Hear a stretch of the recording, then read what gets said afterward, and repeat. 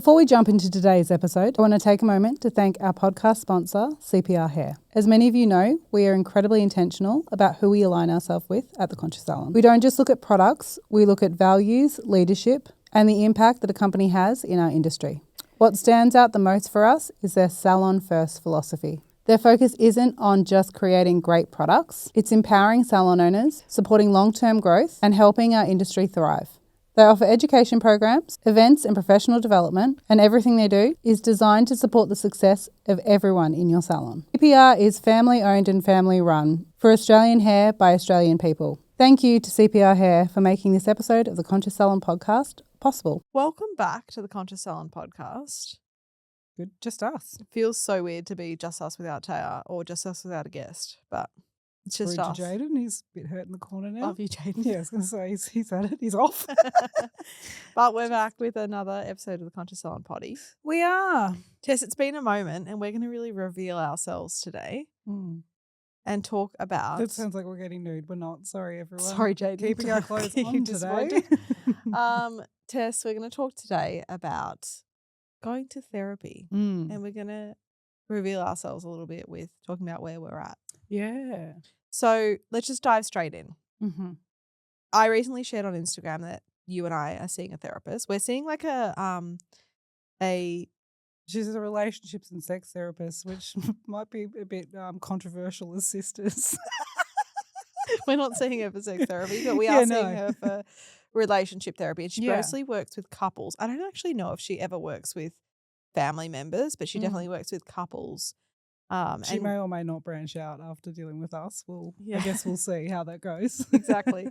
But it has been life-changing for us. And we recently at our private client retreat, we talked about the fact that we were in therapy, and a lot of the girls were really surprised to hear that we were in therapy and surprised to hear this other side to our dynamic and how we're working on our dynamic at the moment. I think probably one of the biggest questions that Nick and I get asked, I would say, like, so quickly. I know what you're going to say. People like, do you guys fight? Yeah. Do you guys fight? People ask us that literally every day. Every day. And obviously we fight. Like, we're sisters who have 3 businesses together, who, you know, also share our families. Like, whenever women ask us, do you fight? I'm like, did you grow up with brothers? Yep. Or are you an only child? Exactly. But I feel with this, you know, we have so many layers to our dynamic. We're business owners, we're, you know, family members, we're like best mates as well. We're effectively like joined at the hip. It's pretty rare that we go longer than a couple of hours without communicating or being around each other. So naturally with that, there comes conflict. You know that scene in the Kardashians where Kourtney and Kim are like hitting the shit out of each other, and then they go to a family function like the next day or whatever, and they're like talking and having fun. Nothing is more relatable than that moment. That's us. I was like, when people were like shocked at that, I was like, what? Like, was that unusual? It's a regular dynamic. It is. But I feel with this, and excuse me, why we wanted to talk about this today is because although, you know, what we put out is definitely who we are and how we show up, there's also the other part that we do keep more private, which, because obviously it'd be pretty stupid to put us in like huge conflict, and when we're like, we should do a poll on Instagram. Who's right, Nikki or Tess, and air our dirty laundry? No, Dale, because you wouldn't be able to handle the results. No, but with this, there are moments where, like, we are human beings at the end of the day, and we are having a human experience, and we are learning how to navigate all of these things: motherhood, business ownership, you know, entrepreneurship, expansion, you know, holding space for ourselves, for our clients. So many different levels that we have to our life. Naturally, and this I absolutely know to be true, the people that we tend to like be our authentic selves with, or the people that we will feel comfortable to release some of that pressure or tension, is either it's the people that are closest to us. And so for you and for me, it's our partners and each other. So either Mick's going to be my punching bag, or Nick is going to be my punching bag. And for you, it's either me or Pete. And I feel with this, we've been able to track pretty well, especially when we had the salon. We'd like have arguments and things like that where we'd have, you know, feel like it was easier in the salon because it was more public. Like, I just want to be super real right now. Yeah. I feel like because Tess and I, our therapist brought this in actually. The therapist told us in our first session, through our different the styles, like through our different emotional processing styles and like conflict resolution styles, she said, on paper you guys are completely incompatible. That was actually really hard to hear, like, whoa, someone saying that we're incompatible on paper. And when you look at your conflict resolution style and my conflict resolution style, they're completely different. So Tess is, are you okay if I share this? Nope. So Tess is no, I said no. Tess is the type of person who, like, I will. What's mine called? Let's see if she's been listening. Yours is you're wanting to connect in that moment. You want to reconnect. So Tess's thing is like this fear, for lack of a better word, like fear of someone abandoning her. So she goes into the mode of being like, oh my gosh, hang on, wait, come back. We've got to resolve it. We've got to resolve it. And she'll try in that moment to connect and resolve.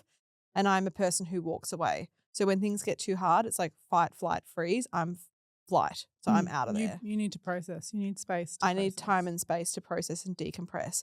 So immediately the therapist brought in that we are completely incompatible. And that was really interesting to hear of like, wow, actually on paper, our styles of how to resolve conflict is we don't recognize or respect each other's styles. So how can we get better at understanding and respecting each other's styles and actually saying that and saying, yes, I understand and respect your style, but actually putting that into play when you're in a conflict are two completely different things. Because when you're dysregulated in a conflict under pressure, it's very hard to be like, oh, hang on, let's just go back to that thing that we learned about each other's different styles.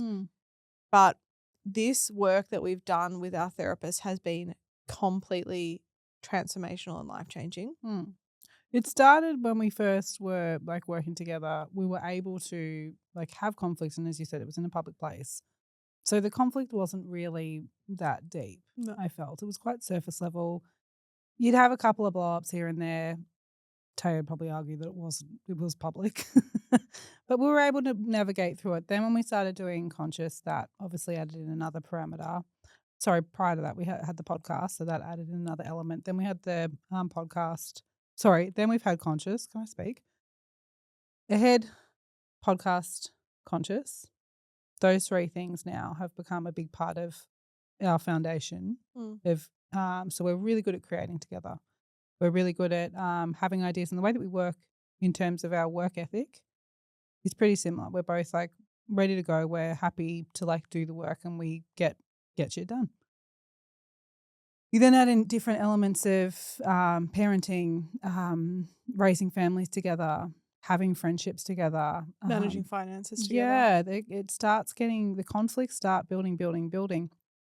And what actually pushed us to start doing therapy was because we had spent so much time, I think, being able to, push things to the side or let things go or whatever. And then a stacking effect started occurring where we weren't able to, whether it was like bounce back from when we'd blow out at each other, or if like some of the things, whether it was what we were saying or the actions or the choices, that with Ben started getting really, really weak. And I would almost say it went from being like a stretchy elastic where we could really pull it out and pull it back and have quite a bit of, I guess, bounce to it. It was becoming really tightly and like starting to tear apart. And also within this dynamic that we also have a lot of estrangement in our family. There are people that have, and like close people have cut each other off. Like I'm talking actually siblings who have done this. So this was a really big, I think, issue that we started realizing that when we started entering therapy, and we have worked with quite a few therapists over the years, and we'd be like, oh yeah, we've gotten what we need out of that, or we've got the idea now, we'll branch out on our own. What I felt was different this time was we were heading down a path where it was like, okay, we need to make a choice of either we're going to be sisters or we're going to be business partners. And the two can't exist together anymore, because we're either going to be good sisters to each other or good business partners. We can't be both. And it was getting the resistance in the band had completely gone. So when we reached out to our therapist, Eliza, one of the biggest things I felt was different this time was It no longer became about who was right. We weren't going in there to be like, I want this person to tell the other that she's wrong and that she's doing a bad thing and that if she just did this, then then we'll get to that.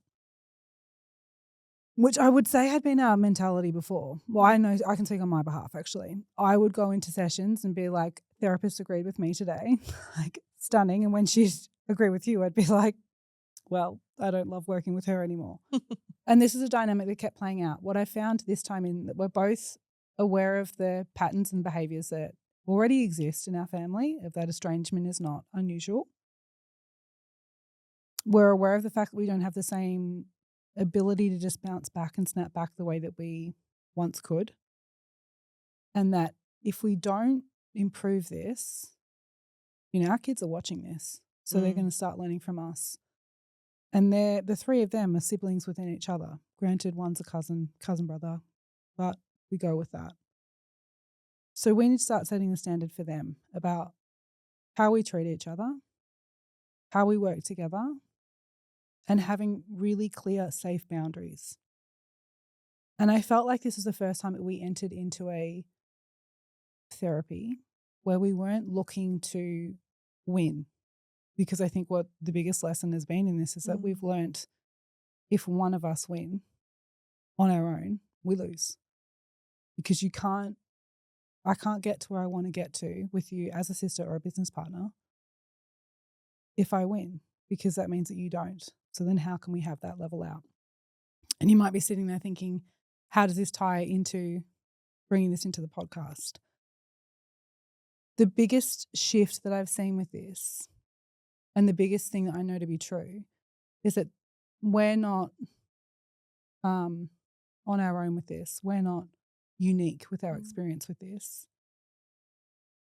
This is something that I know and I hear people talk about. Actually, I think if every person took a moment now to actually sit in truth and actually do a bit of self-evaluation at their dynamics and their partners and their relationships and their friendships, any relationship that is of importance to you, I think if you were really sitting in like assessment with that, there would be someone amongst that who is very close to you that is constantly your villain, the one that is doing the wrong thing, not doing right by you, X, Y, Z.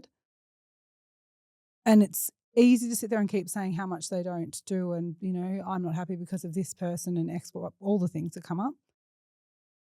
But what I've known to be true in this point, it wasn't about either of us winning. It wasn't about one being a victim and one being a villain.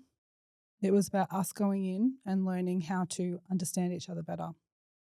And as you're doing this self-assessment when you're looking at your own relationships, I want to ask you guys, do you want to get to a point of understanding this person better?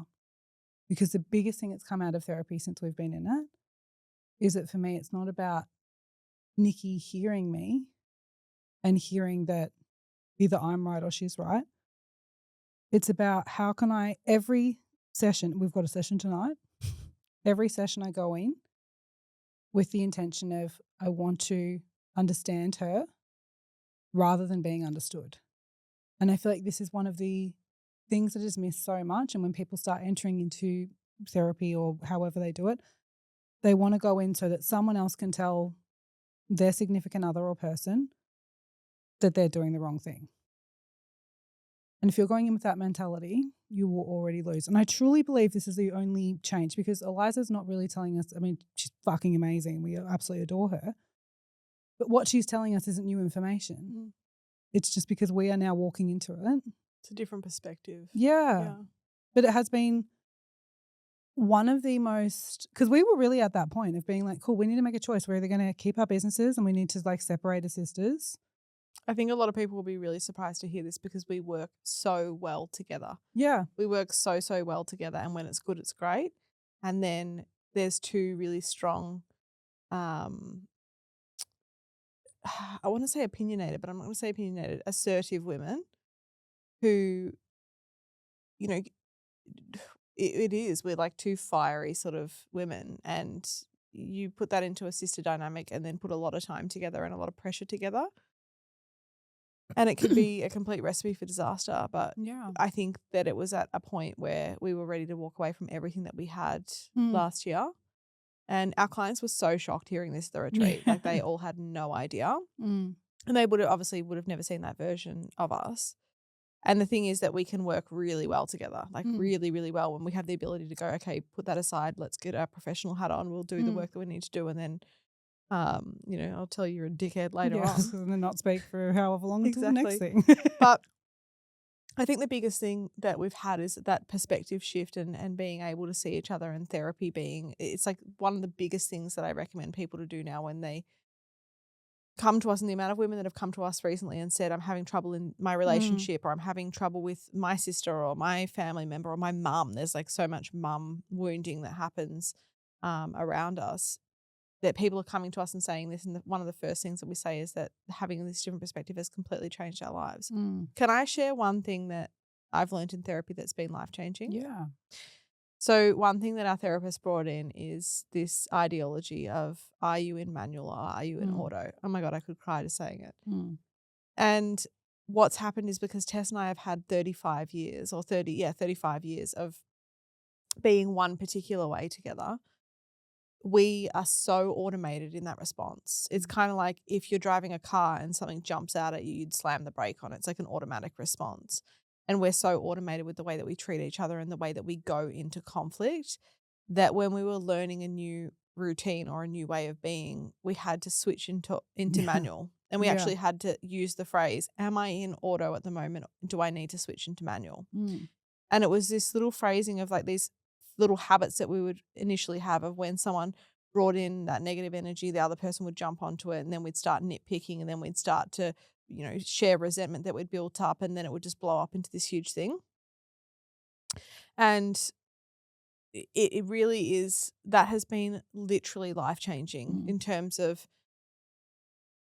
understanding that, hang on, it's an automated response that I'm about to have, and if I want to change this behavior, I actually have to switch into manual and go from one thing to another. I feel like I have to explain my neck, because I have had the sorest neck. I've got a frozen neck. This is an auditory experience for a lot of people. I know, but I feel like people watching on YouTube are like, I forgot. Pete said I look like Celine Dion. And he's I said to Pete this morning, though, I was like, I'm podcasting today and I've got a frozen neck. I've got a really sore neck. Yeah, mate, I can't move my head. I can't turn my head left or right. And I said to Pete, I'm podcasting this morning. And he said, it could be worse. You could be going to the Australian Open. It's so sore. But my point is that nothing like breaking up a serious conversation with a bit of humour. With the therapy, like the auto and manual. I think with that, why that's been so, and like, look, it is, and it can be a bit clunky at the beginning. Like even when we were starting, it doesn't feel like super expansive when you're really pissed off and someone's like, are you in auto? Are you in manual? Like it can be challenging. However, now it's become such a thing where we can just hear auto and manual and we can flip in and out of it. It is really, though, above everything else. And I think this is the thing that people wait too long to go to these like places, whether it's for yourself, whether it's for your relationship, whether it's for, your sibling, whoever, it doesn't matter, whoever it is. Don't get to the point where you're like, it's this or the end, which we did. We did. Because even with that, it's taken us quite a bit of work to get to where we're at now. But how much better would it have been had we have gotten there so much faster? Had we have just like, because we know, like, we knew the last therapist we finished up with, we were like a bit early, but we've gotten what we need, or whatever it was, whatever the reason was, we were too busy or whatever it is. And now I think more than ever, especially when I think about how we've shown up with this therapy, we've gone into this at a time where we really don't have the freedom and flexibility in this season. Like we've had a lot of things happening and we are still prioritizing that above potential where we're giving up at the minute. We're giving up dinner and connective time with our families tonight. And we have been together all day after facilitating a retreat last week, after like we have so many hours, like people, like this would be the easiest thing for us to negotiate and push out neglect, and just be like, you know what, we don't need it this month. We're not in conflict. We'd actually, I feel like, well, unless you may have difference, I have no notes. I'm going into this being like, I've got no notes either. And the smug part second of me one in a row, can I say? The smug part of me can't wait to go in and say, Eliza, your star students have done really well for the Yeah. past month. But I feel with this, the point with this, it doesn't mean that things don't come up. And sometimes, like, where I can see things have changed and shifted for us so many times prior to this is that we've constantly been looking for that I'll be happy when. I'll be happy when she admits that she fucked up, or, we get back on the same page, or blah, blah, blah, blah. We're like holding hands off into the sunset. What I feel has happened in this time is that we know this is going to be ongoing work. This is something we need to keep committing to. And if we don't show up tonight, even though we're in a good place, even though we've had all these pressures, even though we don't have the time, flexibility that we once did in this moment, I'm very conscious of how I'm speaking with that. It's a commitment, and it's making sure, even though it's all looking good, I'm not going to risk this falling out of the bandwagon, because we've got 35 years behind us of bad habits and bad treatment versus 6 months Totally. of better treatment and learning new things. And I think of the Well, we're not impact. going to skip like a car service just because the car hasn't shit itself yet. Totally. Got to book mine in. Thanks for reminding me. I was like speaking to my boyfriend Pete, who hasn't had its bus service in 5 years, but yeah. Take bait. We're going to book a service together.